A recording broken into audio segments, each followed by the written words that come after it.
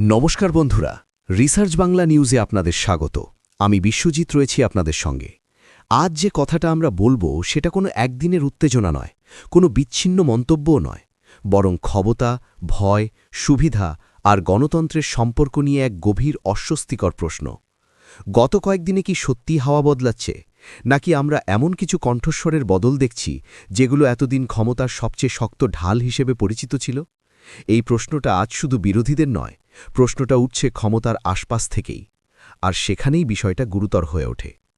এক সময় ছিল যখন অর্ণব গোস্বামীর নাম শুনলেই অনেকের মনে হতো এই কণ্ঠটা সরকারের অদৃশ্য বর্ম, আক্রমণাত্মক, উচ্চকণ্ঠ এবং প্রায় সবসময় ক্ষমতার পক্ষে দাঁড়ানো।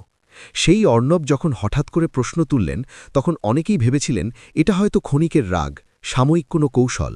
কিন্তু সেই ধাক্কা সামলানোর আগেই আরেকটি নাম সামনে এলো, যে নামটা আরও বেশি বিস্ময় তৈরি করল, আনন্দ রঙ্গনাথন, যাকে এতদিন বিজেপির আইডিওলজিক্যাল ডিফেন্ডার হিসেবেই দেখা হয়েছে, যার বক্তব্যে, ভাষায়, আক্রমণে বরাবরই সরকারের প্রতি সহানুভূতি স্পষ্ট ছিল। সেই আনন্দ রঙ্গনাথনই এখন একের পর এক এমন প্রশ্ন তুলছেন যেগুলো শুনে অনেক ইউটিউব সাংবাদিক পর্যন্ত অস্বস্তিতে পড়ছেন। একটু থেমে ভাবুন, প্রশ্নটা কি নিয়ে? কেন প্রধানমন্ত্রী প্রায় ২.৫ বছর মণিপুরে যাননি? কেন আমরা ধীরে ধীরে মেনে নিচ্ছি যে প্রধানমন্ত্রীর কাছে প্রশ্ন করা যাবে না? কেন একমুখী যোগাযোগই এখন স্বাভাবিক বলে ধরে নেওয়া হচ্ছে? আনন্দ যখন বলেন এটা ভারতীয় গণতন্ত্রের জন্য ভয়ঙ্কর নেতিবাচক দিক, তখন প্রশ্নটা আর ব্যক্তিগত মতামত থাকে না, প্রশ্নটা হয়ে ওঠে একটি বৃহত্তর রাজনৈতিক সংকেত। তিনি যখন তুলনা টানেন যে ট্রাম্প যতই বিতর্কিত হন, প্রশ্ন থেকে কখনো পালাননি, তখন সেটা নিছক বিদেশি উদাহরণ নয়, সেটা আসলে আমাদের ব্যবস্থার ওপর এক কঠিন আয়না। এখানেই থেমে থাকেননি আনন্দ। বাংলাদেশ সীমান্ত, অনুপ্রবেশ, ফেন্সিং, এই সংবেদনশীল ইস্যুতে তিনি যখন বলেন যে ইউপিএ আমলে বেশি বর্ডার ফেন্সিং হয়েছে, তখন তো অনেকেই চমকে উঠেছেন। কারণ এই বক্তব্য সরাসরি সেই রাজনৈতিক ন্যারেটিভকে চ্যালেঞ্জ করে যেটা বছরের পর বছর ধরে জনগণের সামনে তুলে ধরা হয়েছে। আজও যখন বলা হয় শত শত কিলোমিটার সীমান্ত অরক্ষিত আর তার দায় চাপানো হয় রাজ্য সরকারের উপর, তখন আনন্দের প্রশ্নটা আরও ধারালো হয়ে ওঠে। আপনাদের কাছে কি ক্ষমতা নেই?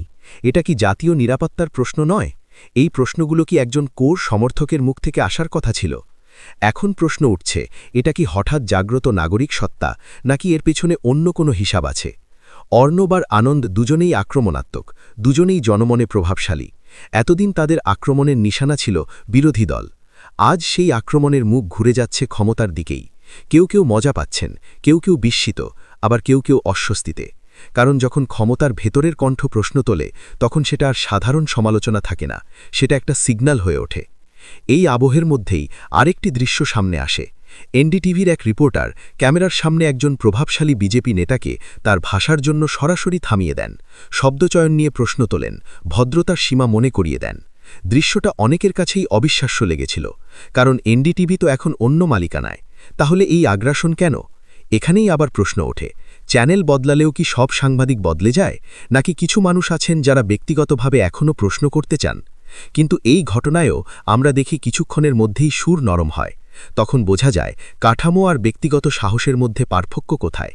আর ঠিক এখানেই অর্ণব আর আনন্দের বিষয়টা আলাদা হয়ে যায়, কারণ তাদের প্রশ্ন করা কোনো লাইভ ব্রেকিংয়ের উত্তেজনা নয়, এটা ধারাবাহিক, একটার পর একটা প্রশ্ন, একই দিক থেকে আঘাত।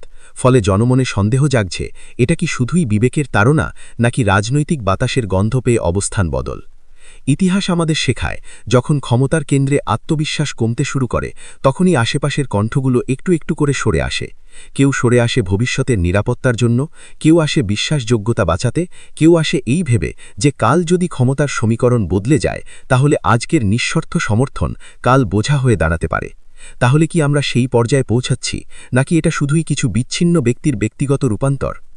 আরেকটা দিকও আছে, আজকের দর্শক শ্রোতা আগের মতো নয়। তারা প্রশ্ন শুনতে চায়, সংঘর্ষ শুনতে চায়, সমর্থনের একঘেয়েমি আর কাজ করে না। তাহলে কি এই ইউটার্ন আসলে কন্টেন্টের চাহিদার ফল, নাকি এটা আদর্শিক দূরত্বের শুরু, নাকি দুটোই একসঙ্গে? কারণ রাজনীতিতে খুব কমই কিছু একক কারণে হয়। আজ এই প্রশ্নটা তাই শুধু অর্ণব বা আনন্দের ঘিরে নয়, প্রশ্নটা আমাদের সময়কে ঘিরে।